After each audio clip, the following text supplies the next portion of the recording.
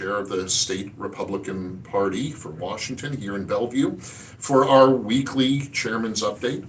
Well, it's 2024, and 2024 has already gotten off to a fast start. As some of you may have read or heard, there's a new scandal in our state. The state attorney general, Bob Ferguson, settled a lawsuit with a group of food processing companies that make canned tuna fish and canned chicken. And the lawsuit alleged that this group of companies had colluded to raise prices on canned tuna and canned chicken. The companies didn't want to fight. They settled the lawsuit relatively quickly and paid an amount into a state account of $40 million to settle the lawsuit.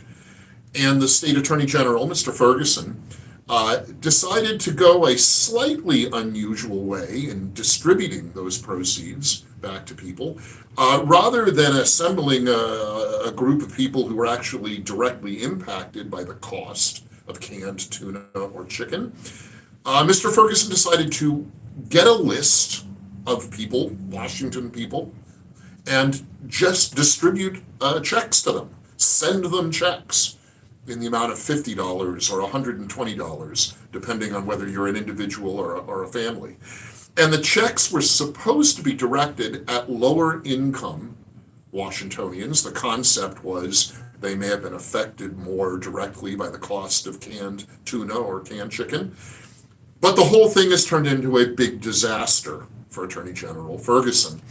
The list that he used to send out these checks looks like it's just a mess. It did not focus on lower income Washingtonians. It looks like it was kind of scattershot all over the place. And then the most troubling piece of it is there are quite a few dead people on the list of Washingtonians that Attorney General Ferguson is sending these checks to. And it's notable that the State Attorney General, Mr. Ferguson, splashed his name all over the checks, all over the letter that accompanied the checks, in a way that's a bit ironic, because when President Trump, Donald Trump, while he was president, did a similar thing with some federal aid checks, benefit checks, a lot of people in Attorney General Ferguson's camp howled that it was not appropriate for a politician to put his name on a check going out to people. But Attorney General Ferguson has done this, and it really has created quite a stir. This list that he used, full of dead people, full of weird combinations of the wrong first name with the wrong last name and other kind of bum information, bum data, has raised questions all over the place. Some of them sort of snarky, but some of them serious about where he got this information about people. And a lot of people have reached out to me pointing out that they've got family members who didn't just pass away a few months ago, who've been dead for 20, 30 or more years and are getting these checks for cans of tuna fish or chicken that were too expensive. It's a mess.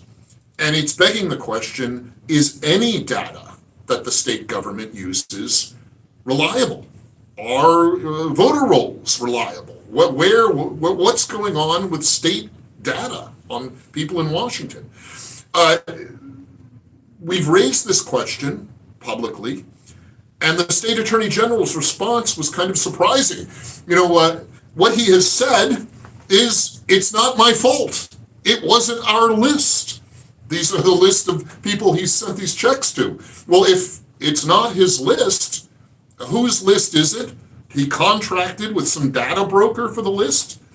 He doesn't have access to Washingtonians' names that are state property. What's going on there? And generally, the "it's not our list" response just isn't taking responsibility for his actions. It's not embracing accountability. You know, the former Democrat President Harry Truman, a sort of plain-spoken guy, man of the people, famously said, "The buck stops here." meaning he would take responsibility for the government's action when he was president. And that kind of accountability, self-imposed accountability, is something people, I think, like to see in elected officials. I think we all agree on that. Elected officials in positions of great authority should take responsibility. The buck should stop with a governor or a state attorney general or a president.